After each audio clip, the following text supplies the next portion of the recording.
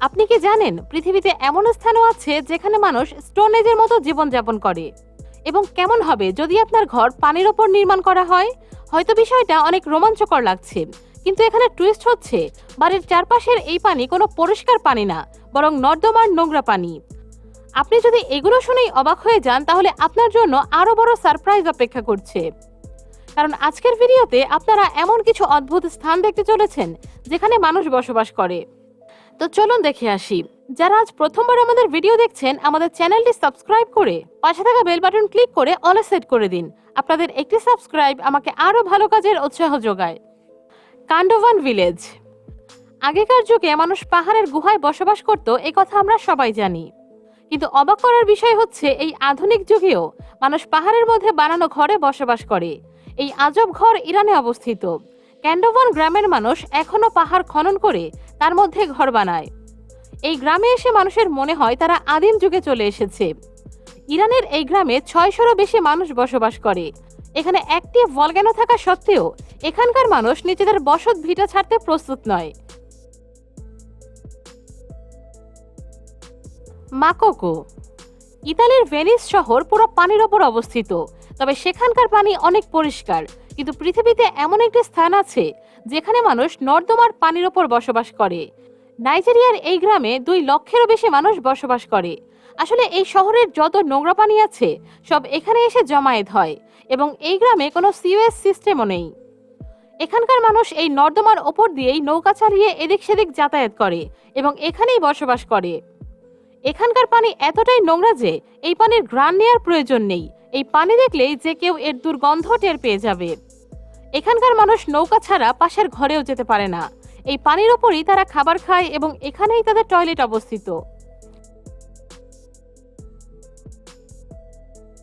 ফ্যাভলাস। এই আজব ঘরগুলো ব্রাজিলের রিও ডি জেনেরিওতে অবস্থিত। এই ঘরগুলোকে যতটা না ভয়ানক দেখা যায়, বাস্তবে এর চেয়েও বেশি ভয়ানক। আসলে ব্রাজিলে ঘনবসতি অত্যাধিক বেশি। তারা শহরের পাশেই ছোট ছোট ঘর বানিয়ে রেখেছে। এখানকার মানুষ এতটাই গরিব, তারা শহর থেকে বাড়ি তৈরির উপাদান চুরি করে এই ঘরগুলো বানিয়েছে। এই জায়গাটি দেখতে অতটা বড় মনে না হলেও এখানে 16 লক্ষেরও বেশি মানুষ বসবাস করে। এমনকি দূর থেকে দেখে তো এটাও বোঝা যায় না কোন ঘর কোথা থেকে শুরু হয়েছে এবং কোথায় গিয়ে শেষ হয়েছে। অল্প স্থানে অধিক ঘনবসতির কারণে এখানকার মানুষ কেবল রোগাক্রান্তই হয় না, বরং এখানে হাসপাতাল নেই বললেই চলে। শুধু তাই না, অনেক ঘরে তো গ্যাস, পানি, বিদ্যুৎও নেই। অটোলেয়ার ভিলেজ। এমন কোনো গ্রাম দেখেছেন যে গ্রামের কথা চিন্তা করলেই মানুষ ভয়ে আঁতকে ওঠে? চীনের এই অটোলেয়ার ভিলেজ খারাপ পাহাড়ের গা ঘেঁষে বানানো হয়েছে। এই গ্রামে আসার একটাই রাস্তা আছে, এবং সেটি হচ্ছে স্টিল পাইপ দিয়ে বানানো এই মই। এটি ভূপৃষ্ঠ থেকে 2624 ফুট উপরে অবস্থিত। আপনি জেনে অবাক হবেন 2016-র আগে এখানকার মানুষ লাকড়ি দিয়ে বানানো সিঁড়ি ব্যবহার করত। এমনকি ছোট ছোট বাচ্চারাও স্কুলে যাতায়াতের জন্য এই সিঁড়ি ব্যবহার করত। এরপরে চীনা সরকার সেখানে ধাতব পাইপের সিঁড়ি বানিয়ে দিয়েছে। বুথেস্ট একাডেমি। এই স্থানটি চীনের তিব্বতে অবস্থিত। এটি একটি পাহাড়ি এলাকা যেখানে মঙ্ক হবার ট্রেনিং দেয়া হয়। এই পুরো এলাকা জুড়ে ছাত্রদের থাকার জন্য ছোট ছোট ঘর বানানো হয়েছে। এই ঘরগুলোর বিশেষত্ব হচ্ছে এগুলো ভূমিতে না, বরং পাহাড়ে বানানো হয়েছে।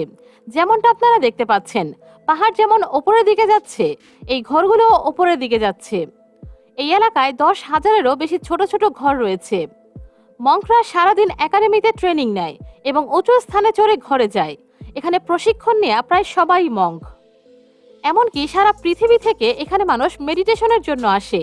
যাই হোক, এই স্থান আসলেই অনেক আজব। ফোর্ট এরাই।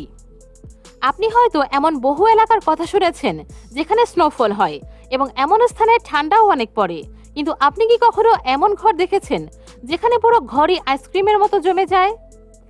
কানাডার এই স্থানের নাম হচ্ছে ফোর্ট এরাই।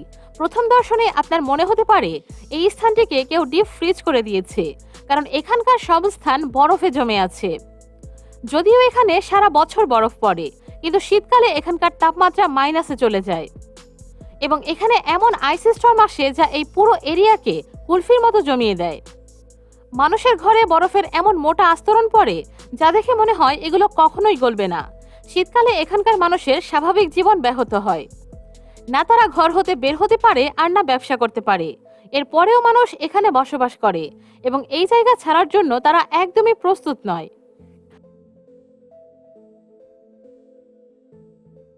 Bucharest subway tunnels.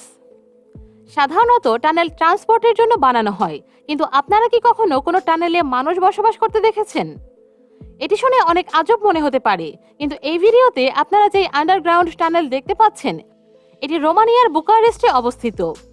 যদিও এই টানেলগুলো যুদ্ধের সময় মানুষের আশ্রয়ের জন্য বানানো হয়েছিল, কিন্তু এখন মানুষ এর মধ্যে বসতবাড়ি তৈরি করে থাকা শুরু করে দিয়েছে। আপনি জেনে অবাক হবেন, বুকারেস্ট টানেলে ৬,০০০-এরও বেশি মানুষ বসবাস করে এবং এখানে বহু পরিবার বসবাস করে। আসলে এখানে গরিব, বাস্তুহারা এবং এমন মানুষ বসবাস করে যারা আর্থিকভাবে সক্ষম নয়। এই টানেলে না কাউকে ভাড়া দিতে হয় আর না কাউকে কোনো বিল দিতে হয়। এমনকি অনেকে তো আন্ডারগ্রাউন্ড ইলেকট্রিক ওয়্যার থেকে বিদ্যুৎ চুরিও করে। কিন্তু গ্রীষ্মকালে এখানে শ্বাস নিয়েও কষ্টকর হয়ে যায়। শুধু তাই না, এখানে দুর্গন্ধ এবং বিষাক্ত পোকামাকড়েরও কোনো কমতি নেই। বন্ধুরা, আজ এই পর্যন্তই। ভিডিওটি ভালো লাগলে একটি লাইক, কমেন্ট, শেয়ার এবং সাবস্ক্রাইব করতে কিন্তু একদমই ভুলবেন না। ধন্যবাদ।